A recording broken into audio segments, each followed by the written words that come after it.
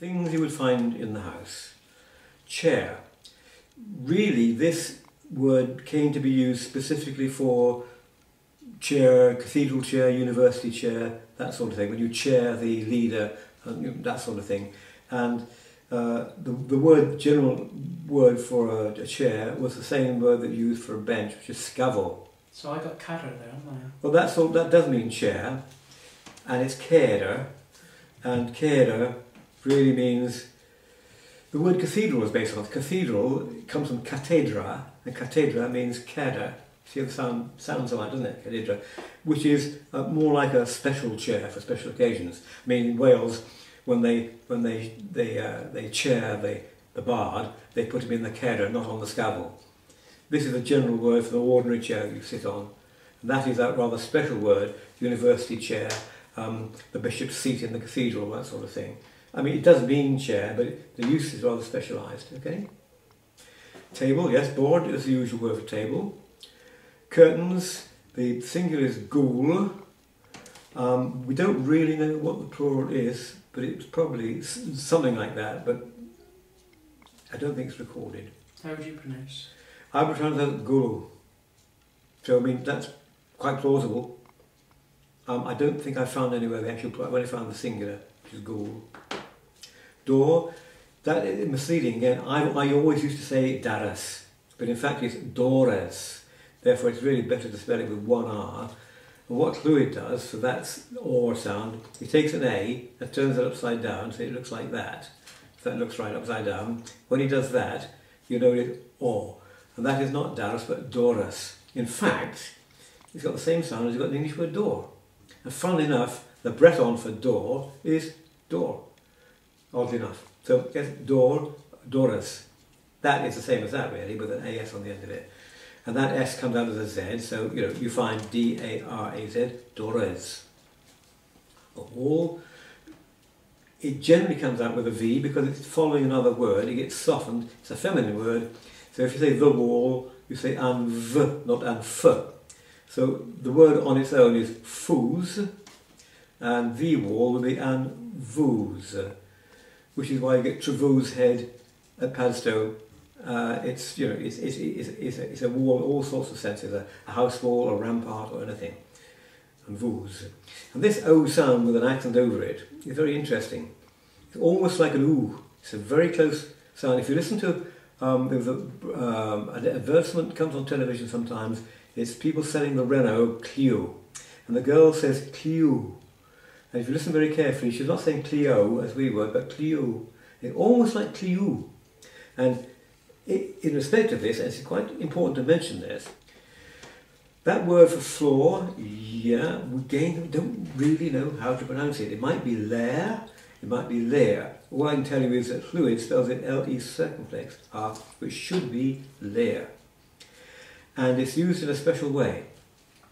You don't talk about the floor of the house as the lair. I try and show you how to use it. If you're talking about an orchard, you can use lair. That means a designated special piece of ground, floor on the ground. So lair, lavallo, would be one of the words for an orchard. It's an apple ground, an apple area. Lair ease, that's corn. If you attach lair ease, you could a corn floor. That's a threshing floor. See, so you see, it's used for floor, but only in special circumstances. You wouldn't actually say put that down on the floor. You wouldn't use the word lair. You'd use two different words. One of them you've got here. You've got planchen. You've got that down for ceiling. It can be used for ceiling because planchen really is the plural of plank. It's actually an English word, but it came into the Cornish language, like lots of other English words, and it merely means planks. So a floor made of planks is called the planchen, which merely means the planks. If the floor is a hard floor made of cement or concrete or tiles, you use cornts. And anybody who's been in Penzance should know the word cornts, because if you go up through the main street and go on right into the middle of the town and go up a bit, you've got a road there, or a street called Pedney Cornts. That means the end of the Causeway Head it's called as well, Causeway Head. So that's cornts. That's a piece of paved flooring, cornts. So you would put it on the ground put it on the floor. If it's hard floor, you say put it on the corns. If it's made of plank, you say put it on the planchon. And it sounds fussy, but this was it. A Cornish person would never have said it was a planchon if it was a corns. They would never say it was a corns if it was a planchon. And lure is a very general word. You could say that was usable for the ground floor of a house, because it really means a flat area at ground level. Breath means of different colours. Speckled, brindled, and that. Is that picture, is it? Well, it's what happened about this word was that one of the men in the 18th century who actually wrote it down, called William Wallace, said the word meant paint. And it might have been the word for paint, because I mean, really it means multicoloured. We haven't got a proper word for paint, except actually the English word paint, which does occur in the word paintia, to paint. I think if you look at Welsh, they use paint for paint.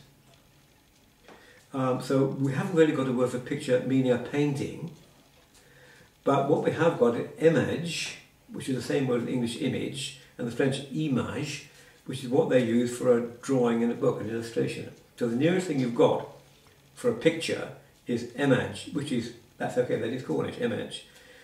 I think if we said breathe to a Cornish person, 300 years ago, he wouldn't know that we were trying to say a painting. Okay. He would say, oh, brindled, I've got a brindled dog, I've got a brindled cow, but that would be breathe.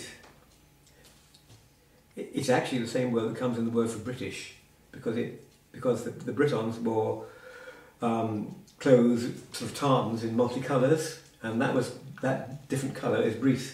From that you get Brython, people who wore the tartan. So it really means tartan in that case. Whether it ever meant paint is not quite sure. A bed, right. Got to remember, people didn't have beds in the old days. They just went dossed down on the floor. So gwylly is usually anything that you lie down is a gwylly.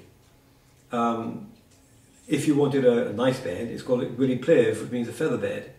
But gwylly could mean almost anything. So, okay, you can spell it with an L or two L's, gwylly. And to go to bed, well, to go to bed is mars, than, which is spelled in different ways. Mars, than, gwylly is to go to bed. If you're telling somebody, go to bed, if it was a child, you say ki, than, gwylly. If it was somebody who didn't know, well, you wouldn't say go to bed to anybody who didn't know anyway. So that would not be ko, it would be ki, right? Because you'd be talking to somebody who was inferior or much younger than yourself. So you wouldn't say ko, you'd say ki. Go to your bed, in that case would be ki, thef, wili, because that would cause a change. Ki, thef, wili means go thou to thy bed. Which you'd only say that to a child. You wouldn't say that to an adult. Right, the next word is wardrobe. Well, okay, the original spelling is G-U-I-S-D, whisk-D, which means whisk is clothing, and that comes from the word for house. It really means a clothing house. So whisk-D, you say like that, but it's spelled, that's really a whisk-D, right?